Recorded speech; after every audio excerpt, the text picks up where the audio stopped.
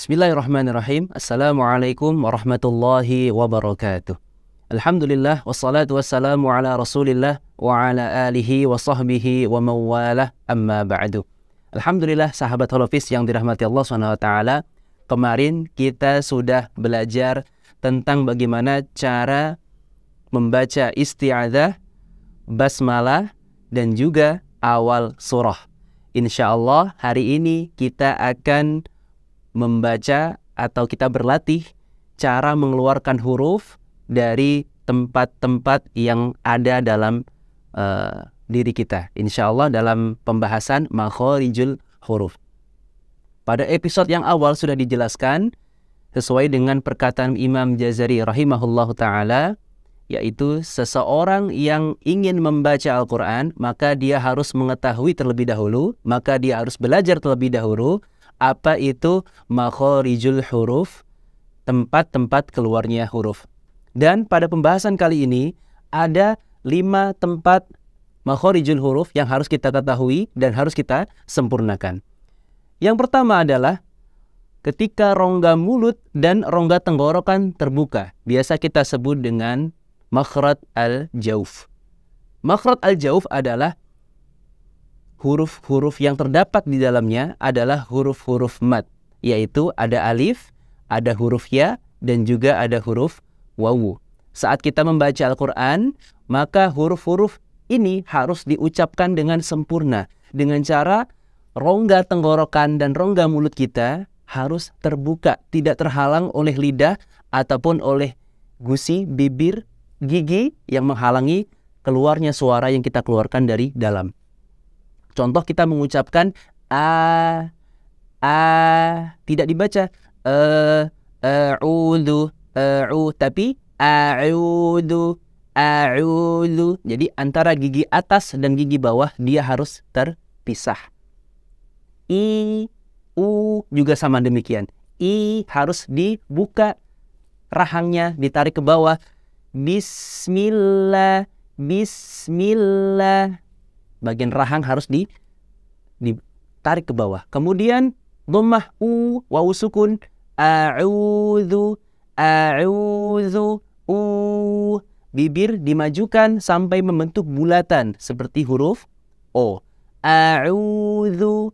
Fungsinya apa? Untuk menyempurnakan itmam harokat supaya tidak tercampur antara a, i, u, fathah, kasroh, dhammah, agar lebih jelas ketika membaca Al-Quran. Kemudian yang kedua adalah makhraj yang terdapat pada tenggorokan. Ya, tenggorokan kita. Di sini ada beberapa huruf mulai dari pangkal tenggorokan, kemudian tengah tenggorokan, dan juga ujung tenggorokan. Yang kita sebut dengan huruf al-halqu, huruf tenggorokan. Maka harus dikeluarkan dengan sempurna. Kemudian yang ketiga, ada juga huruf yang melibatkan lidah atau disebut dengan makhraj al-lisan. Ada 10 tempat atau 10 makhraj yang terdapat pada posisi al-lisan ini. Mulai dari pangkal lidah, tengah lidah, kemudian sisi lidah, sampai dengan ujung lidah. Ini adalah huruf-huruf yang nantinya harus kita sempurnakan saat kita membaca Al-Quran. Kemudian berikutnya yang keempat adalah huruf yang keluar dari 2 bibir atau kita sebut dengan asyafatan atau 2 bibir.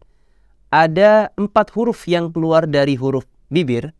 Di antaranya ada huruf fa, ada huruf ba, mim, dan wawu. Saat mengucapkan, maka huruf-huruf ini harus disempurnakan keluar sesuai dengan hurufnya. Tidak boleh mencampurkan antara huruf yang tidak seharusnya keluar dari bibir tapi malah dikeluarkan melalui bibir. Atau sebaliknya, kalau kita mengucapkan huruf yang keluar dari lisan, contoh misalkan kita ucapkan huruf ta. Ta keluar dari ujung lidah dengan gusi yang atas. Ini termasuk dari huruf yang keluar dari al-lisan tadi ya, huruf ta. Kemudian jangan sampai kita ucapkan dengan menempelkannya pada gigi. Ta. Nah, ini sudah beda tempat makhrajnya. Maka jika makhrajnya tidak sempurna, maka otomatis suara yang dihasilkan pun, sifat yang dihasilkan pun juga tidak akan sempurna. huruf fa misalkan yang keluar dari dua bibir, fa yang mengeluarkan nafas saat kita ucapkan tidak sesuai. Jadi bibir dengan bibir bawah bagian dalam bertemu dengan ujung gigi atas ya, keluar huruf fa. Fawailul lil musallin. Fa, ucapkan dengan fa.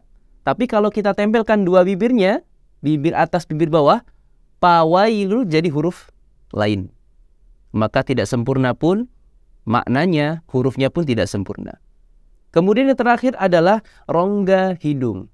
Jadi rongga hidung ini adalah salah satu makhraj yang perlu kita perhatikan juga saat membaca Al-Quran, terutama saat kita membaca hukum-hukum nun sukun, membaca hukum mim sukun, atau hukum kaidah yang lainnya yang harus ditahan, yang harus melibatkan rongga hidung. Contoh kalau kita membaca faman ya'mal, di sini terjadi hukum idgham bi gunnah. Nun sukun bertemu dengan huruf iya, maka harus dibaca dengan cara masuk ke rongga hidung. Faman, saat kita mencoba faman, nah saat kita pencet hidungnya, maka di situ sudah ada suara yang masuk ke hidung, maka insya Allah sudah tepat. Namun kalau kita baca dengan cara famai, saat kita tekan hidung dan tidak ada pengaruh suara yang masuk ke hidung, maka bacaannya kurang sempurna dari sisi makhraj rongga hidung, atau disebut dengan al-khayshum. Insya Allah mudah-mudahan bermanfaat. Tentu sahabat holopis semuanya, saat kita membaca Al-Quran perlu adanya latihan khusus, perlu adanya guru yang membimbing saat kita membaca Al-Quran. Karena kita tidak akan bisa membaca Al-Quran dengan baik dan benar, seperti halnya yang telah dicontohkan oleh baginda Rasulullah SAW, tanpa adanya guru yang mengajari kita, yang mencontohkan bacaan kita, yang mentadabbur, yang mengevaluasi bacaan kita, sehingga bacaan kita semakin membaik dari setiap hari, setiap pekan, bahkan setiap tahun, dan setiap usia kita akan menjadi lebih baik.